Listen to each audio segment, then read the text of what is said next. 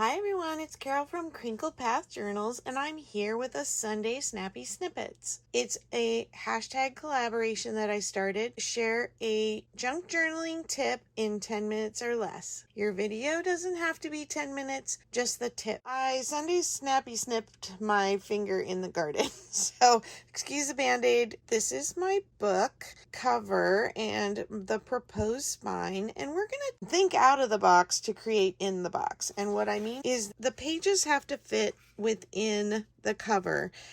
If the cover has this paper inside, I like to do about that size, but you can just come in about 1/8 of an inch with the size of your paper. I cut a piece that fits, and this is going to be our box. So we know that all the pages to fit in this book have to be this size. I'm going to take some things that I pulled, and they're completely random, so I'm going to have to troubleshoot as I go, so I hope this is a practical thing. First, scrapbooking paper that it doesn't really matter which way it goes. I can go ahead and fold it first. And then this one has a little piece cut out of it already, so I'll just avoid that. I'm going to cut it down. So let's start on the side where it's cut. This page probably wouldn't be good to fold him, but he might make a good tag if we cut him out. So let's set him aside. This one, besides the words, it doesn't really matter which way this one goes. So let's go ahead and fold that one. And then you can always cover the words or leave them as is, and they can be journaled around. A lot of junk journalers turn their pages. This is another good kind of non-directional image page. The one inside would be sideways. This is a double spread, and it's already going upright. So let's see how it compares here. What are we going to lose? If I'm going to lose something that's important to me, I will cut the spine, and then I will save the spine, and I'll glue it back in. And you could do this on the outside of the pages or the inside of the pages. You just want to make sure everything lines up like that. Let's check our template again.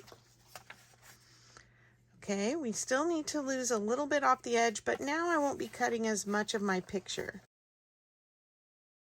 We need to trim it down a little. So again, I'll just kind of look, and there's a lot of extra stuff here at the bottom that's maybe not quite as critical. And so let's go ahead and cut the bottom off. Most pages have a margin that you can play with a little bit. Now here we have another 2 pages that came from the same book, and I'm going to washi tape these. I like to leave just a little bit of space between the 2 pages. The washi tape will fold a little easier.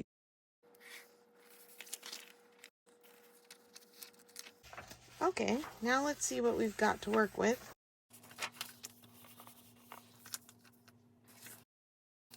We've got a lot of margin space at the top. We've got the words, but if we're mostly just wanting to save this image, let's just cut it about there. We'll do a quick check to see what else we're going to lose. Just parts of some diagrams. And it's okay to have incomplete pictures. Just adds to the eclectic nature of the junk journal. So picking one image you want to save and not worrying about the rest.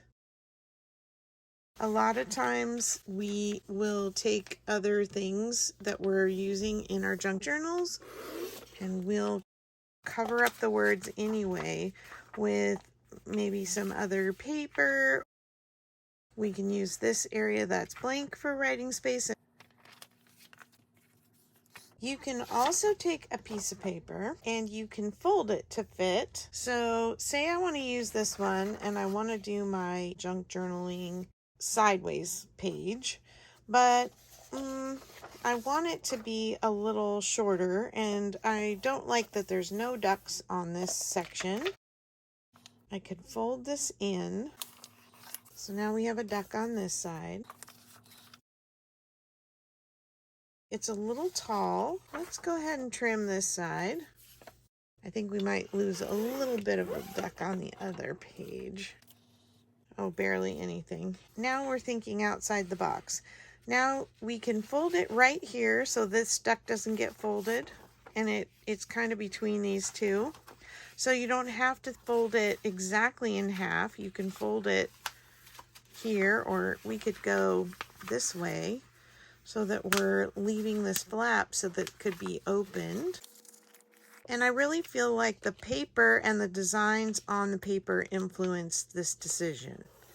Could glue this down and make it into a tuck spot here.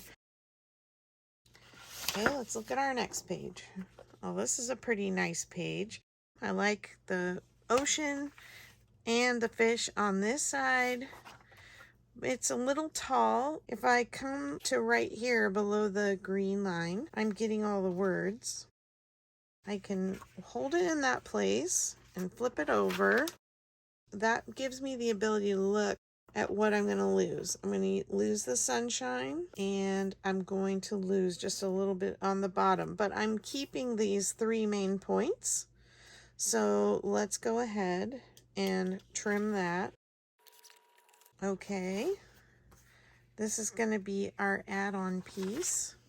What do we need to get this a little narrower?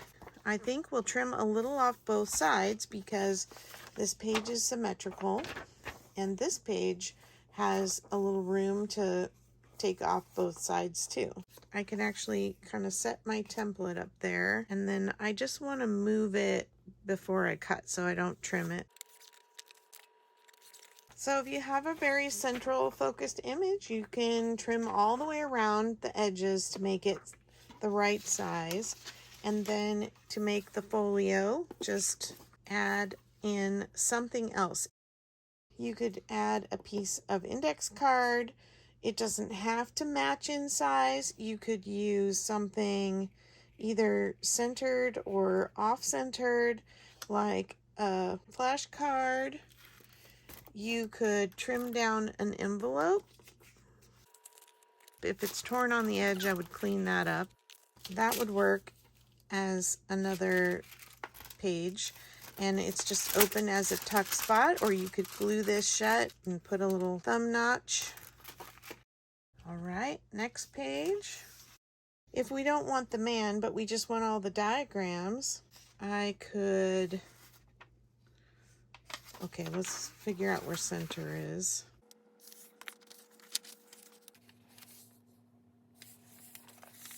Fold this down and then fold it in, and then we have a little tuck spot here. So if you have a page where you don't want the image showing at all, you can use some fancy folds to make a tuck spot. Make sure you seal up the bottom. If we have a cute little page like this and we don't want to bother to do a folio, we can even fold a teeny tiny page over. This is another little small page. We've got all this white space at the bottom, so that might make a nice little tuck spot if we just fold it up. Floral images often will work any direction, so take advantage of that.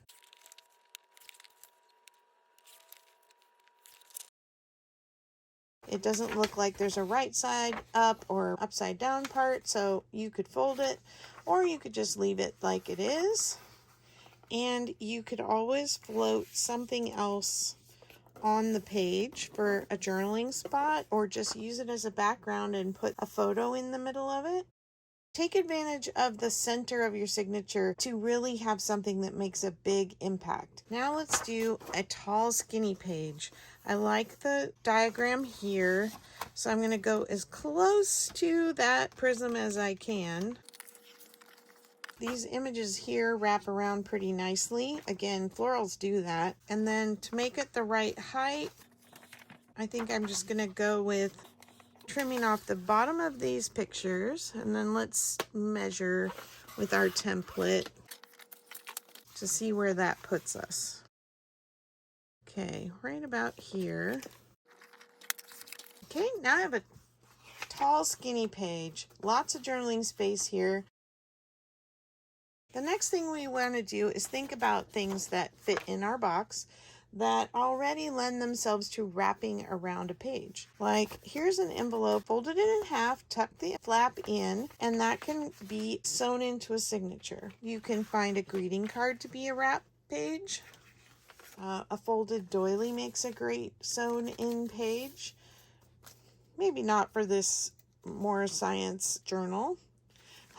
I have an old record jacket, and we can fold that in half. This one's very wrinkled. I almost have to iron it, but we can put a piece of paper in it to stiffen it up a little and give it a fold. And then we have tucks, both front and top of the back. We can take a paper bag. You can use the part of the bag that has the flap and make that into a tuck, and then just trim down this side. Or you can open the bag all the way up and trim off the bottom, and then you have both ends open for tuck spots. Let's do that. And I would thumb notch both of these. You can also take other things that are a different size, something even so small and narrow as this. It can either be wrapped on something to clip something to, or you could glue it after you wrapped it to make a pocket. Oh, here's an envelope that is a little shorter and would fit in our signature by sewing it in that way or sewing it in this way. When you sew this in and you have the sticky side, take a random image, and I can actually glue it to there to make that be a page, or you can glue it here in the center and just at the bottom, and then you have two tuck spots. So here's the size page that has to be. So as long as everything we cut fits inside of that box without hanging over,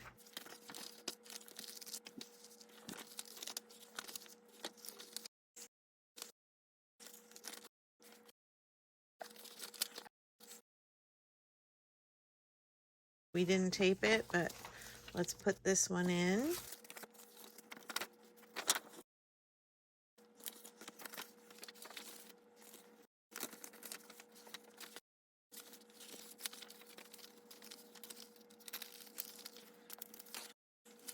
We have one page I didn't fasten, but everything's in there now. That is a super fat signature. And obviously you can see this page needs to be trimmed down again because it's getting pushed forward with all this bulk. But otherwise the pages are all the height they're supposed to be. And you can just go ahead and trim up those pages, and they're gonna sew into that signature in the cover.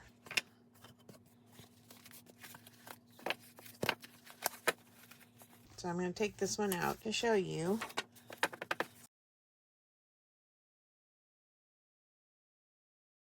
Everything you added fit in the box. I hope that helps you think about orienting your paper, making papers different sizes to fit, or folding things to fit, or gluing a couple pages together, or sewing pages together to make them the right size. I'll talk to you in the next video. Bye-bye.